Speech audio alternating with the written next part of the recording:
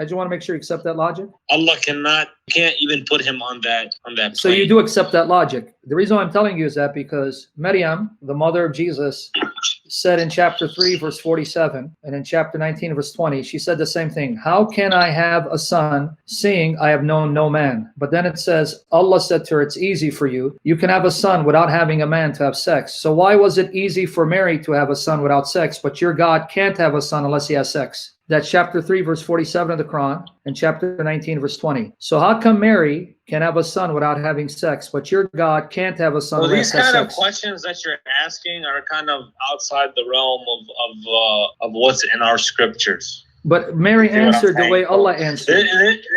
This question that you're asking is not something that we can answer based off what we know from our scriptures and our scholars and stuff like that. Okay. So what I'm saying to you is that this is what our scholars have said, is that Allah cannot have a Which scholars son. are you appealing to? Because not all Muslims are Sunni. You have your Shia scholars and so on. So when you say scholars, if you these verses in the Quran that you're quoting, people such as Ibn Kathir or Ibn Abbas, when they comment on those ayat, they will say that Allah can't have a son. Okay, and I keep telling these Muslim scholars, the present, because they're dead in the past, I can't ask them why. Why can't he? I don't understand it. Just to say he can't doesn't tell me why he cannot, because if the objection, because you mentioned chapter 6 verse so 9. I can ask you something about Christianity, sure, which no scholar has ever said, okay, or has ever. So I can ask you a question. How can Jesus come up from the dead? How can he do that? I can ask you that because God is life. Tell me what you believe. No, it is. God is life. You don't have any kind of That's not equivalent, because that's God is life and he has power over death.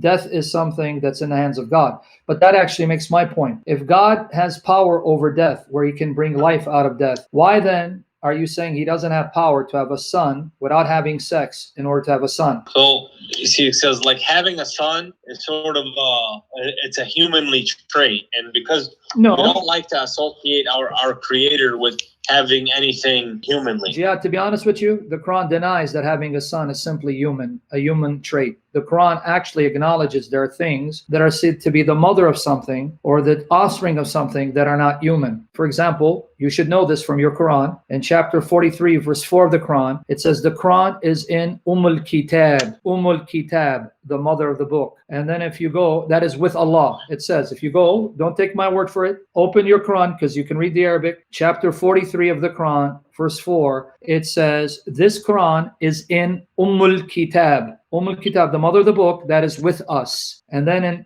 chapter 13, verse 39, chapter 13, verse 39, it says, Allah, 39? Yes, whatever he so wishes, because with him is Kitab, the mother of the book. It says that in both those verses. You can read Arabic and confirm. So if you're saying having a son is a human trait, how then can there be the mother of the book with Allah if having children is a human trait? Being a mother is a human trait. Being a father is a human trait. Okay, so the mother of the book verse, can you repeat that verse again? I need to read it. Okay, do you have your Quran with you so I can tell you where to go? Yeah, I got my okay, computer. Go to chapter 13, verse 39 first. See, so if you go to Matthew 5:17, you would see that we can talk about Matthew 5. What does that got to do with you would be required to follow the law of the Old Testament. You sure about that? The thing is, wait, why are you changing subject, Jihad? Go back to the mother of the thing. We'll go to Matthew 5, because that's not going to help you. We're going to come to 1339, but I was going to make my point. Okay. You come to a lot of things in Islam, which is outside the scope of what our scholars have mentioned.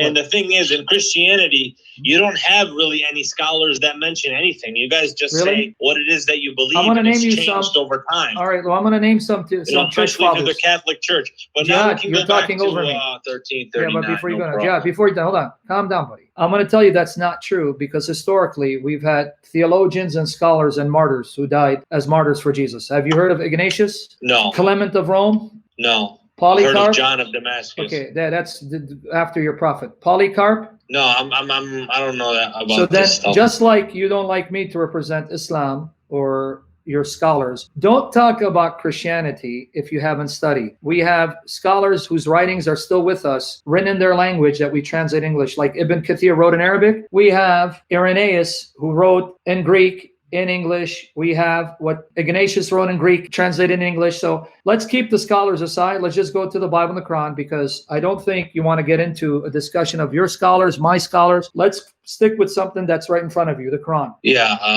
al-Kitab. What does it say? It says al-Kitab. So the al-Kitab, the mother of the book, is with Allah, right?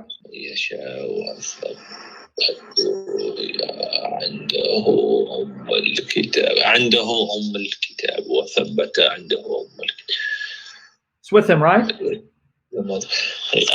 Yeah, that's what it says. Okay, now go to another one. Chapter 43, verses 3 and 4 of the Quran. Chapter 43, verses 3 and 4 of the Quran. Chapter 43. 43. And then read 3 and 4. The Quran is in what? It's in something. Tell me what is in. Indeed, we have made it an Arabic Quran that you might understand. Keep reading to 4. Don't stop. قرآن عربية تعلمون. Yeah, so it's in Arabic.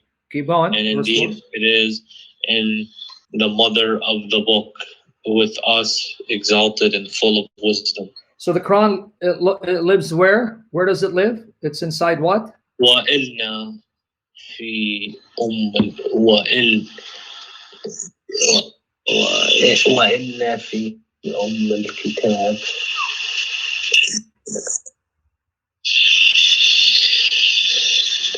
You got it or no? Yeah, and indeed it is in the mother of the book. So it's in the mother of the book, right? The Quran is in the mother of the book, right? What are you driving at? Okay, here? well, if you be patient, I'll get there, man. Just be patient, dude. So the Quran, you read it in Arabic, is in the mother of the book, right? So it comes out of the mother of the book, right? You're reading it right there, man. Right? وَإِنَّ فِي الْكِتَابِ. Fi, that's in. Fi. In. So it's in. Fi, but it doesn't say the Quran is. Yes, it is. Just what's before it? This is the Arabic Quran. Okay, what's the inna fi? What is it referring to in verse 3, buddy? Come on, man. The Arabic Quran. It is in. Okay. All right, so do you agree with me? Let's go back. There's a mother of the book with Allah, and the Quran comes from that mother book. And that Quran comes from the book, right? The mother of the book. So this is so Allah revealed the Quran. He made it perfectly clear. So it's with him, but he gave it to us. No, it didn't say with him. No, see, you mistranslated the verse in my presence. It didn't say it's with him. It says the mother of the book is with him, and the Quran is in that mother. It didn't say the Quran is with him. It said the mother of the book is with him, and the Quran is in that mother. It came out of that mother of the book. Did you read the verse? Yeah, exactly. Good. So here we go. Oh, good. So you said exactly right? Jihad, you said exactly. So the mother would have been the original Torah. No, we're not talking about. Don't change the subject, dude. Talk about the mother of the book. When they change the scriptures, the Jews and the Christians. How can the Quran have a mother, Jihad? So you're changing the topic because you're scared. It's okay. I know you're scared. How can the Quran have a mother who's the daddy, Jihad? Don't tell me I'm scared. Okay, then answer the question. If the Quran has a mommy, who's the daddy? Mommy is there. Where's daddy? Look, man, you're really coming to the points now that have no significance. You're telling me who is the mother of the book. From first sight, the way I see it, and you didn't even give me an opportunity to read the tafsir here. But we got to go to tafsir. This is kind of referring to the Quran sort of being the confirmation of what was revealed before. So wait, you're telling me you can't understand the plain Arabic Quran, you have to go tafsir. But so whole point is, in heaven with Allah, there's the mother of the book. If there's a mother with Allah, it's the mother of the book, then how can the mother have offspring if it doesn't have a consort? If it's the mommy, there has to be a daddy. Otherwise, there's no mommy without daddy, right? So this is a linguistic issue. Linguistic issue. So in Arabic, when you say al-Kitab, it's not a literal mother. Literal. It's like in the Arabic language they say like if I say this is Abu, he's I say Abu Asmar, like this guy is he's really brown. He's Abu this. So we don't like, it's not like a literal. Okay. So you're saying you can have. This is a linguistic all issue. right, linguistic. And I think you know a little bit of Arabic. Hold on. Well, let's come back to it. So you would be able to know these linguistic nuances. Okay, well, let's come back to it. You just proved my point. The mother of something, the father of something, or the son of something doesn't have to be physical, sexual. So you just admit my point. So why can't God have a son without it being sexual and physical? See, that's the point I'm making, and you're seeing the point when it comes to the mother of the book. That's a different story. All right, well, let's go to Surah An-Nisa. Can we go to chapter 4 now? Because we're referring to Allah, which is a different thing. Well, it's a hard thing to say Allah because the mother is with Allah. How is it with Allah if Allah's not the daddy? It belongs to Allah. The mommy belongs to Allah. That means Allah's the daddy. So I just showed you Allah's consort. It's the mother of the book. Because that's Allah's at the end of the day, we don't want to refer. So anything we talk about, like I just described, these linguistic nuances, at the end of the day, we don't ascribe anything to Allah. Why don't you understand about that? I didn't ascribe anything. I'm just reading your Quran. He's so exalted that we just leave him in a category by himself. We don't say he has a wife. Good. Okay, I'm going to agree with you. Yeah. All right, now, when you say he's exalted, do you believe he's above the throne or is he on the throne? Is he on the arsh or is he above the arsh? Is he on the kursi or above the kursi? Is he on it or above it? Well, I don't know what you believe. Okay, so this is... No, because you said he's exalted. Which verse are you talking about now? There's chapter 7 of the Quran, verse 54. Chapter 7, verse 54. Chapter 7, verse 54. Yeah, because I have a question about that. Where Allah is? You said because he said he's exalted. It's a metaphorical. Okay, thing. well, some think it's actual throne, but I just want to know: do you think he's on it, above it? What does that mean? No, because I heard many scholars say that like there's no such he's not sitting. There's no he's sitting on a no, that's not the case. To some scholars that you follow, that maybe Ashari and Maturidi. No, I think the consensus amongst the mainstream Muslim scholars are saying. I can quote to you the Salafi, the ones who follow the Salaf Salih. They say he's above the throne in a manner suiting his majesty, and we don't try to. When you say the throne, it's like metaphorical as the earth is like. It's like he's above the earth. He's like above everything in the world. He created it. It doesn't mean that there's like an actual chair that he's sitting in, as you Christians. All right, well, I have a problem though. CP, you don't know how many times I've heard CP come to this, and it's just ridiculous. Jihad, my friend. If you're telling me it's a metaphor, then in chapter 69, verse 17, it says 8 angels. But you just said chapter 7, so I was hold going on, to dude. the verse. Hold on. You just said something. Be patient, dude. Such little patience. You said the throne is a metaphor. In 69:17 of the Quran, it says 8 will carry the throne. 8 will be carrying the throne. 8 angels. What are they carrying if it's a metaphor? 69 verse 17 of the Quran. 69 so are you verse redirecting me to another verse now? Because you just said, let me repeat, man, listen to yourself. You said I heard what you just said, so I'm asking you, are you redirecting me? Yeah, because I want to know, how is it a metaphor? What are the 8 angels carrying? A metaphor? 69:17. Read it. Allah. So he's carrying a metaphor. The 8 angels are carrying a metaphor. They're not actually carrying a throne.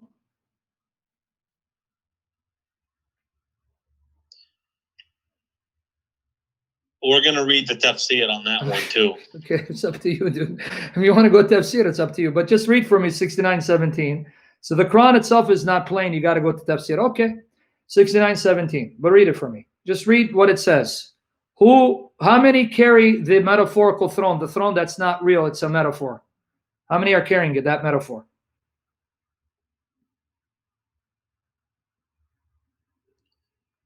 Let me know when you get there. Read it. Unless you want me to read it.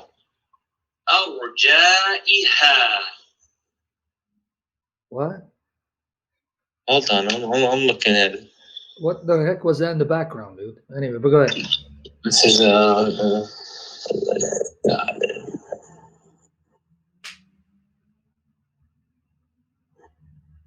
All right.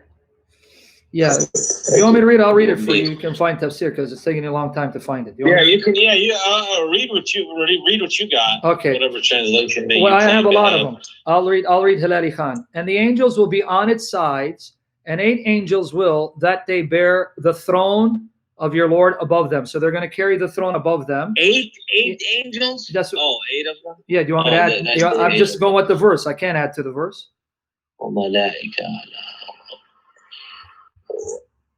يحملوا العرش ربك في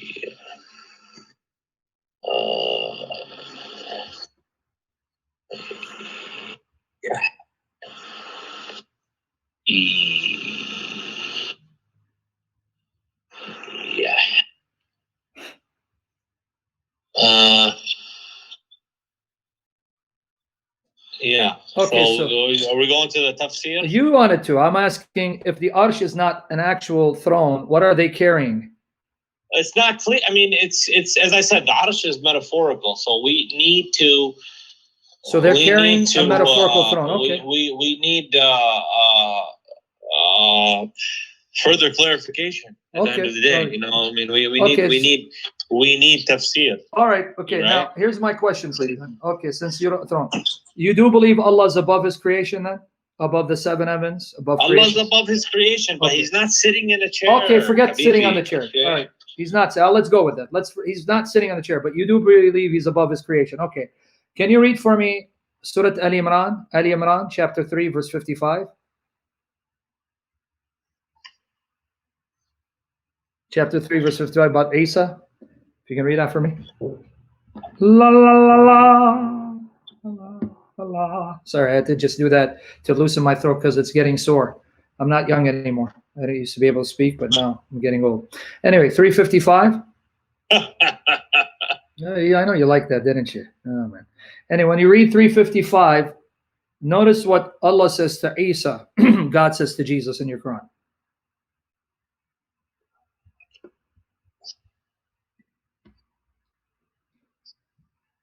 Yeah. If you want, I'll read it. It's up to you. I'm scrolling down, man. Give me a second. Okay. I mean, I can read it too. You let me know if that's up to you. You can read it. I'll read it. You can read Arabic. I'll read in English. I mean, yeah. Go ahead and read it in English, and okay. I'm looking at it too. All right, here it says. I can read anyway. I'll read Yusuf Ali. Behold, God said, "O Jesus, I will take thee and raise thee to myself. I will raise thee to myself." That's the part I wanted to focus on. And raise thee. When Allah said, "Oh Jesus, indeed, I will take you and raise you to myself, exactly, and purify you." Okay, myself, right? So Allah's going to take Jesus to who? Allah's taking Jesus to who? He picked him up. Yeah, but it says to myself. Who's myself? Allah took him to heaven. Did it say heaven or to myself? I'm reading the verse in front of my eyes. Allah, I will take you to myself. This is also in Surah Al-Nisa. So go to Surah Al-Nisa, chapter 4 of the Quran, verse 158.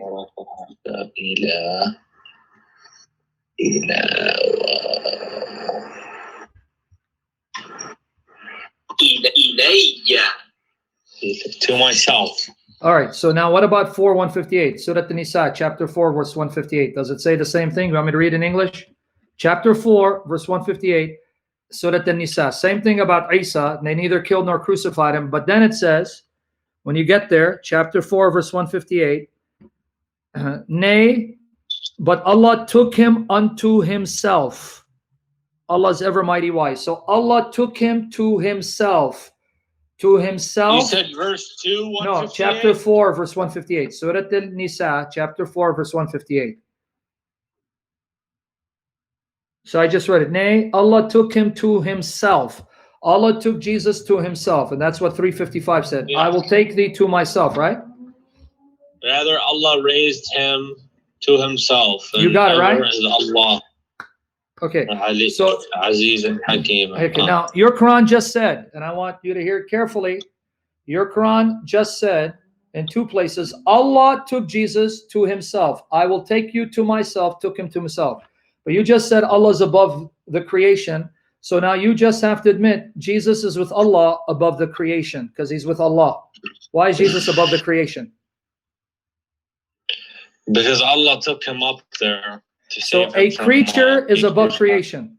A creature is above creation? A creature is above creation? Allahu A'lam. Allah is the creator. Jesus was sent. No, that's not what I'm asking. If he's a creature, how can a creature be above creation? To say he's above creation means he's separate from creation. That doesn't work.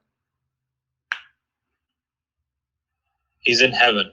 Didn't say heaven, unless Allah's in heaven.